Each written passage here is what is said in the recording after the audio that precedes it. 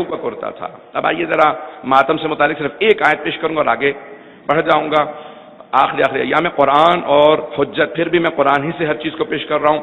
سورہ داریات ہے، سورہ نمبر 51 ہے، آیت نمبر 29 ہے، 29 نمبر آیت ہے یہ 51ویں سورے کی، تاکہ سب لوگ اپنے اپنے 28 اور 29 دو آیات کو ذہن میں رکھیے گا۔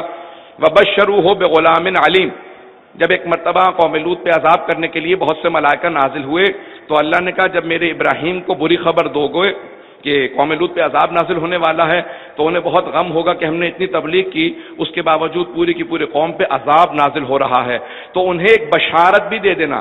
تو ایک مرتبہ ملائکہ نازل ہوئے اور ایک مرتبہ جب سب کے سب آئے، جناب ابراہیم خلیل خدا تھے، بغیر مہمان کے کھانا نہیں کھاتے تھے، دیکھا کچھ مہمان آئے ہیں، فوراً بلایا، کہا کہ بیٹھ جائیے، ان سب نے ہاتھوں کو روکا ہوا تھا۔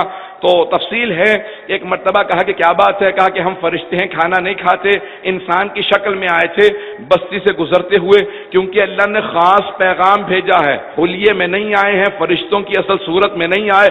وَبَشَّرُوهُ بِغُلَامٍ عَلِيمٍ، بشارت دینے کے لیے آئے تھے، ان سب فرشتوں نے بشارت دی کہ اللہ بہت علم والا بیٹا آپ کو عطا کرے گا۔ فَأَقْبَلَتْ امْرَأَتُهُ، ایک مرتبہ جناب ابراہیم علیہ السلام کی زوجہ جناب سارہ، جو اس وقت بہت ضعیف ہو چکی تھی، ضعیف العمر تھی، 90 برس سے زیادہ ہیں جناب ابراہیم، پہلے بیٹے ہو چکے ہیں جناب سارہ سے، جناب اسحاق ہیں، تو جیسی جناب سارہ آئیں دیکھا تو کیا کیا، قرآن کی آیت ہے فَأَقْبَلَتْ امْرَأَتُهُ فِي سَرَّةٍ فَسَكَّتْ وَجْهَهَا، انہوں نے اپنے چہرے کو پیٹنا شروع کر دیا۔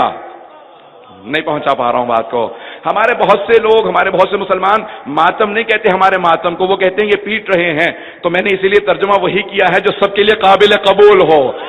ہم سینے کو پیٹتے ہیں، چہرے کو پیٹنا بہت زیادہ اذیت ناک ہوتا ہے۔ جناب سارہ نے چہرے کو پیٹنا شروع کیا کہ عجوز عقیم، میں بانجھ ہوں، بوڑھی ہو چکی ہوں، اب بچے کو پالنے کی ہم میں طاقت نہیں پروردگارا، اب اس بڑھاپے میں بچے کو کیسے پالیں گے۔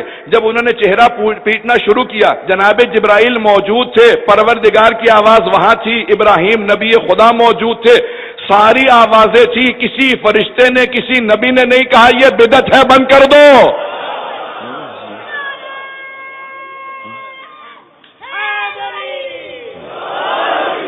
فسکت محمد وعجل فرج، توجہ ہے لوگوں کے میرے ساتھ۔